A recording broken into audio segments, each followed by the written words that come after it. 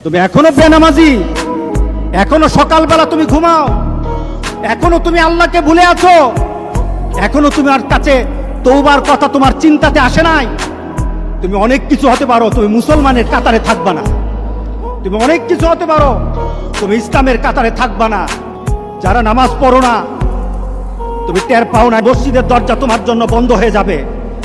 তুমি মনে রেখে দিও, মসজিদের সাথে তোমার সম্পর্ক তোমার হয় নাই, তুমি জান্নাতের দরজাও তুমি খুলতে পারবা না। নামাজের ব্যাপারে আমাদের কোনো সহজতা নাই, কোনো কম্প্রোমাইজ নাই, কারোর সাথে আমার সম্পর্ক নাই। নামাজ আছে তো সম্পর্ক আছে, নামাজ নাই আল্লাহর সাথে তার সম্পর্ক নাই, আমার সাথে তার কোনো সম্পর্ক নাই।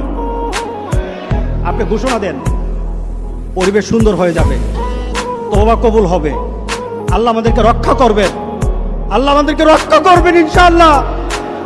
আল্লাহর কাছে তওবা করে করে কাঁদি, মাবুদ আমাদেরকে তুমি এই গজব থেকে বাঁচাও, আমাদের গজব থেকে বাঁচাও। আল্লাহ যেন সবাইকে হেফাজত করে, আল্লাহ যেন সবাইকে হেফাজত করে।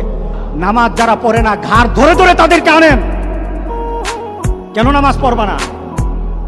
তুমি মুসলমান, এই মুহূর্তে তুমি আমরা এক কাতারে দাঁড়াই। এটা যদি আপনার সন্তান হয়, ধরেন নামাজ পড়তে আসো। মুহাম্মদ সাল্লাল্লাহু আলাইহি সাল্লামের কথা কঠিন ছিল নামাজের ব্যাপারে।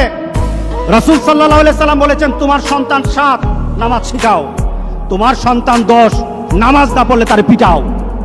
কে বলেছেন? কে বলেছেন? রাসূল বলেছেন। তাহলে রাসূল কঠিন হলেন না? নামাজের ব্যাপারে কঠিন না? নামাজের ব্যাপারে আমরা কখনো সহজ হব না।